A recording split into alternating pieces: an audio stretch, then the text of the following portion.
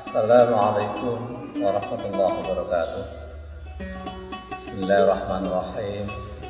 Alhamdulillahirabbil alamin. Wa bihi nasta'inu ala umuri waddin. Wassalatu wassalamu ala asyrofil anbiya wal mursalin sayyidina Muhammadin wa ala alihi wa ashabihi ajma'in. Pemirsa PNV yang dimuliakan Allah, pada kesempatan Ramadan kali ini sedikit kami akan mengupas persoalan puasa dan solidaritas sosial. Namun demikian, puasa ini sesungguhnya syariat yang sudah dilaksanakan sebelum Islam datang, di mana kaum Yahudi dan Nasrani pun melakukan hal yang sama.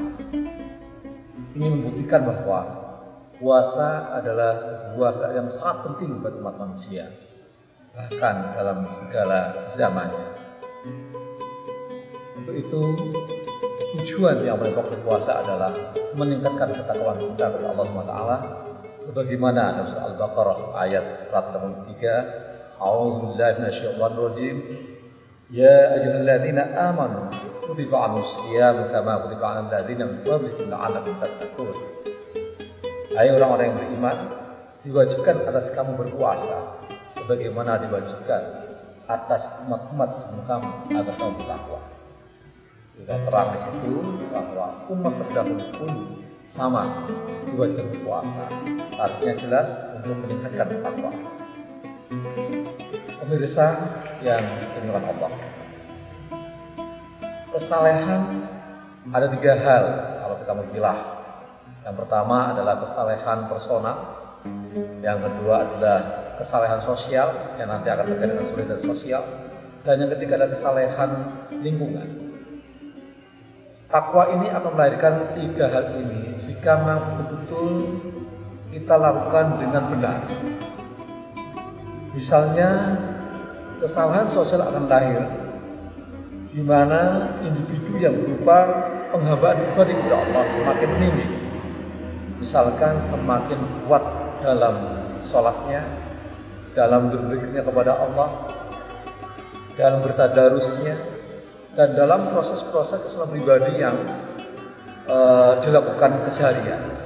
Ini membentuk pribadi yang soleh, menjadi manusia yang terus hatinya tertambat kepada Allah Subhanahu wa taala, hingga dia hanya ingin mendapatkan ridho Allah Subhanahu wa taala. Dari sini puasa akan wujud seperti ini. Kenapa? Karena puasa Ramadan ini secara sistemik akan mengkondisikan orang untuk menciptakan situasi ingat Allah terus. Semua berpuasa, semuanya bergerak dengan 2 hal. Yang pertama adalah tawaran pahala. Yang ini berupa pahala 7 kali lebih besar dari di luar Ramadan. Juga pun pahala yang sunnah menjadi pahala wajib misalkan. Ini memompa setiap manusia untuk bergerak, untuk melakukan kegiatan-kegiatan ritual yang ini melahirkan kesalahan pribadi. Inilah hebatnya Ramadan. Setiap orang terpacu untuk melakukan, membentuk dirinya menjadi pribadi yang soleh. Yang kedua adalah ansar, di mana di bulan Ramadan pun sebetulnya hingga populer bahwa ancaman maksiatan juga lebih tinggi dibanding di bulan Ramadan. Jadi kalau kita melakukan kebaikan juga berlipat, maka melakukan keburukan berlipat.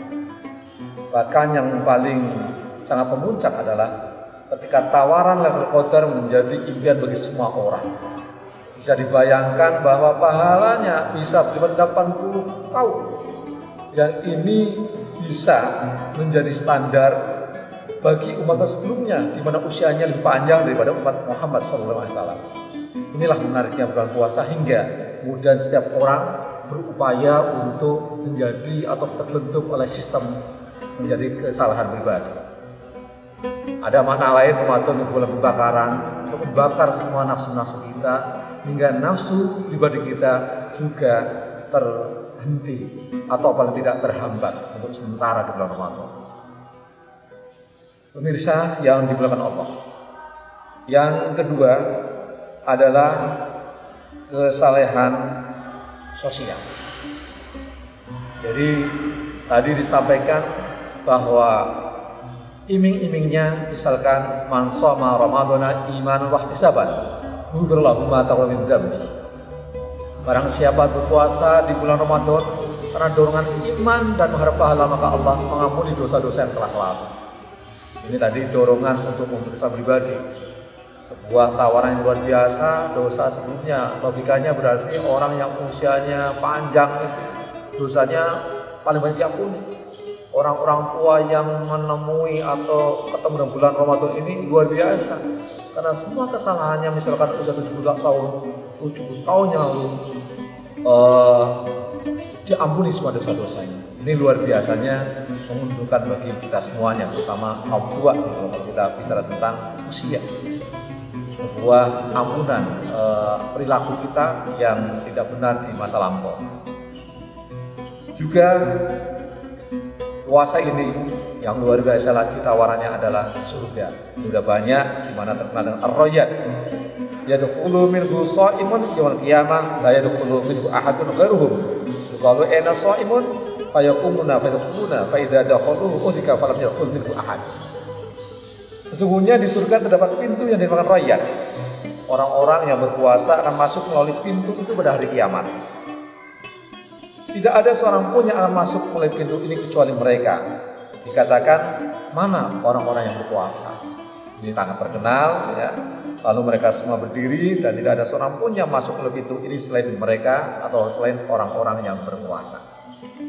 Pemirsa yang benar Allah, pada kesempatan kali ini kita masuk pada sesi yang kedua atau pada tahapan kedua tentang target puasa yang melahirkan kesalahan sosial. Kesalahan sosial adalah kesalahan seseorang terhadap orang lain dalam kerangka ibadah kepada Allah Subhanahu wa taala. Puasa dijalankan dengan benar dan dihayati betul akan melahirkan sebuah empati sosial.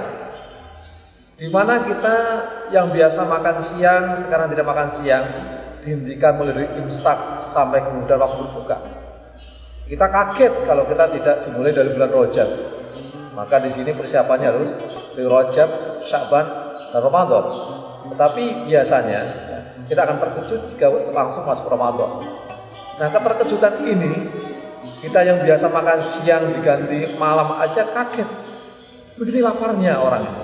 Kayak gini rasanya orang lapar. Nah, di sini kita diharapkan untuk melahirkan empati sosial, itu perhatian terhadap lingkungan. Di mana banyak orang yang lapar bukan karena puasa. COVID-19 ini muncul, ya. Ini luar biasa. Perusahaan tutup, orang yang tadinya kerja jadi nganggur.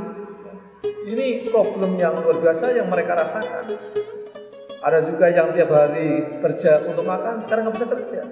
Nah, mereka yang kelaparan seperti ini karena satu nggak punya pekerjaan, yang kedua betul-betul nggak bisa makan, kita bisa merasakan dengan adanya Ramadan ini.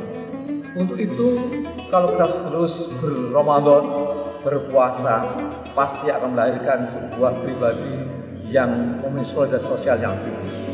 Kita akan berpikir bagaimana sih caranya agar saudara-saudara kita, sahabat-sahabat kita yang ada di lingkaran kita tidak kelaparan.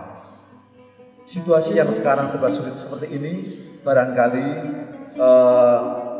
kita itu akan bisa merasakan jika puasa betul-betul kita hayati. Hanya dari imsak sampai dengan berbuka saja kita sudah segini lapar. Di siang hari kita melihat air bening yang mungkin tidak ada apa-apanya, luar biasa nikmatnya. Lihat makanan nggak ada lauknya, kita betul-betul kemeruyuk atau kerongsongan perut kita. Nah, bagaimana saudara kita yang tidak bisa makan? Ini diharapkan puasa ini akan melahirkan solidaritas sosial. Kita akan bersama-sama bergabung bagi yang mampu untuk mengeluarkan zakat. Maka ada kewajiban zakat fitrah. Apa maksudnya? Agar nanti di lebaran nanti, setelah pasca puasa, orang-orang yang tidak bisa makan karena zakat fitrah. Kemudian ada zakat mal.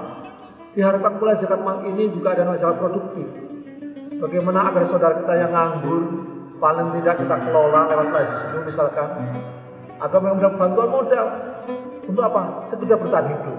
Kalau perlu kemudian modal itu bisa berkembang dan akhirnya pada tahun ke depan atau tahun selanjutnya dia tidak menjadi penerima zakat, tapi menjadi pemberi zakat. Ini mungkin yang harus kita renungkan sebagai sebuah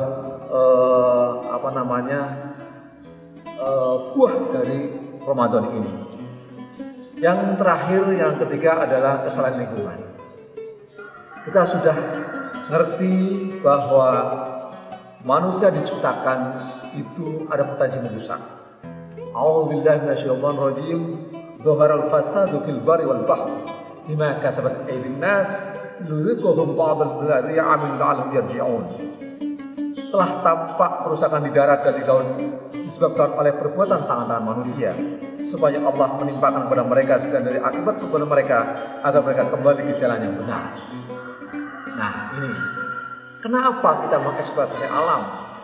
Kenapa kita kemudian bernafsu untuk terus mengejar nafsu kita untuk memenuhi segalanya, yang kemudian mengakibatkan apa coba? Pabrik-pabrik didirikan, ya. Kita di lingkungan kita sekarang ada beberapa pabrik, kan ada PLTU dan sebagainya. Kemudian ada juga hal yang lain, kendaraan sudah nggak ada ukurannya. Tiap tahun kendaraan bertambah, jalannya kurang, maka terjadi kemacetan. Tidak hanya itu, yang merusak apa? Polusi udara. Nah ini, polusi udara dalam jangka panjang akan merusak apa? Akan merusak udara kita yang itu dibutuhkan oleh kita sendiri. Maka di bulan puasa ini diharapkan nafsu kita tentang dunia bisa kita tahan hingga kita tidak merusak lingkungan. Paling tidak emosi kita tentang jiwa konsumtif kita, tentang emosi serakah kita akan terhenti saat kita berpuasa ini. Demikian ketiganya ini, yaitu kesalahan pribadi, kesalahan sosial, dan kesalahan lingkungan, diharapkan tidak hanya terjadi di bulan Ramadan, tetapi bisa menjadi bekal untuk 11 bulan ke depan. Hingga manusia Indonesia telah kembali menjadi manusia yang soleh, soleh pribadi, soleh sosial, dan soleh lingkungan. Demikian saja dari kami. Saya mohon maaf jika banyak kesalahan. Saya akhiri. Wassalamualaikum warahmatullahi wabarakatuh.